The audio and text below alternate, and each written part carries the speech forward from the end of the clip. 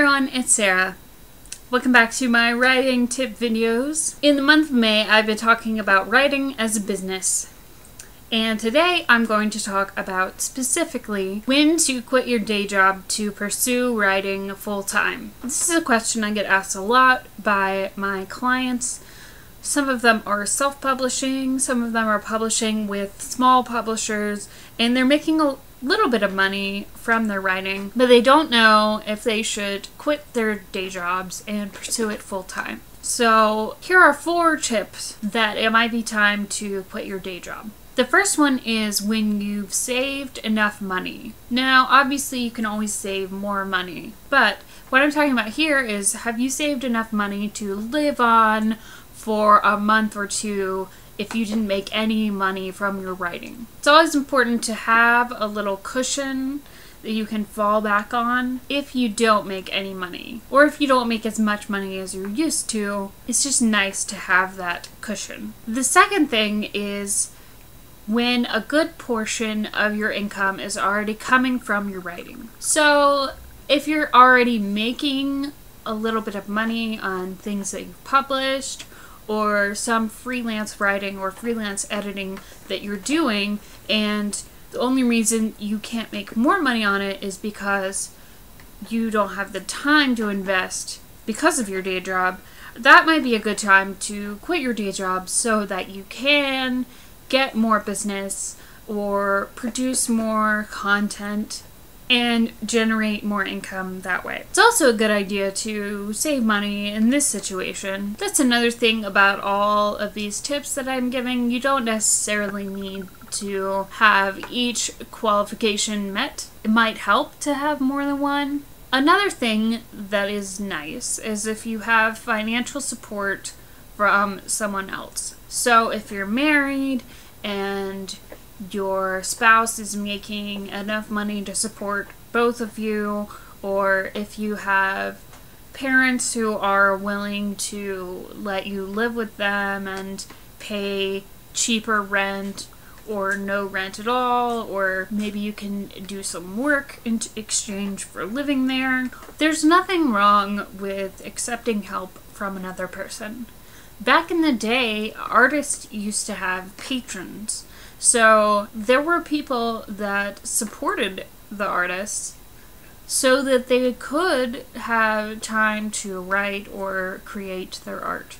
I know in society today, a lot of us have, pride going on, and we don't necessarily want to accept help from other people. But if you do have the opportunity, it might be a good idea just for a little while. Now, do you need support from another person to quit your day job and pursue writing full time? Absolutely not. You can do it on your own 100%.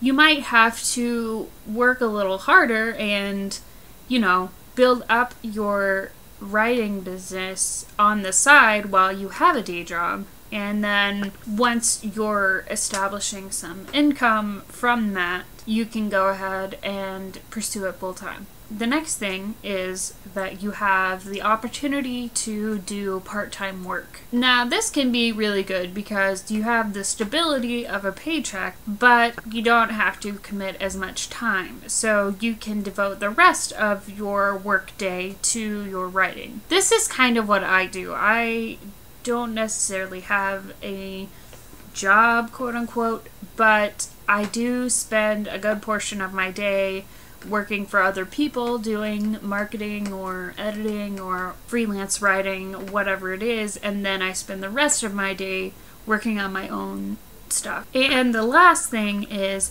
you are ready to take the leap. Now, you can do all of the things that I've mentioned on this list and still not feel completely stable about it, because the truth is that quitting your day job and pursuing writing full-time is a risk, and there are definitely some scary things about it. But if you think about it, even though your job might seem really stable, anything could happen. I mean, the company could get sold, your position could be eliminated, you could be laid off, there could be new management that doesn't feel that your position is needed. I mean, a million things could happen. I mean, the economy could crash and your company could go out of business.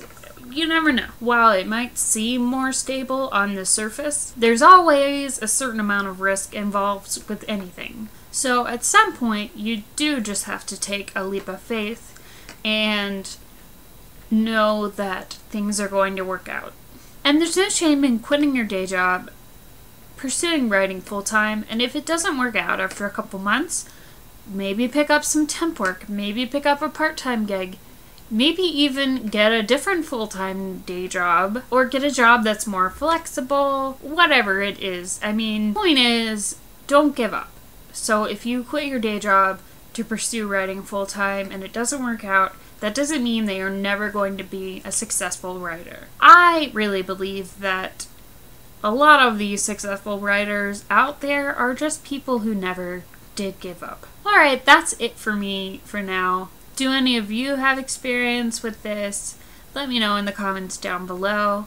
Have you quit your day job in the past? Are you in the process of quitting your day job? Are you thinking about it? I'd love to hear your thoughts down below. And that is it for me on this topic. Thanks for watching, and don't forget to subscribe to my channel if you want to keep seeing videos about writing or books. Next month, I'm going to be talking about revising. Next week, specifically, I'm going to be talking about feedback.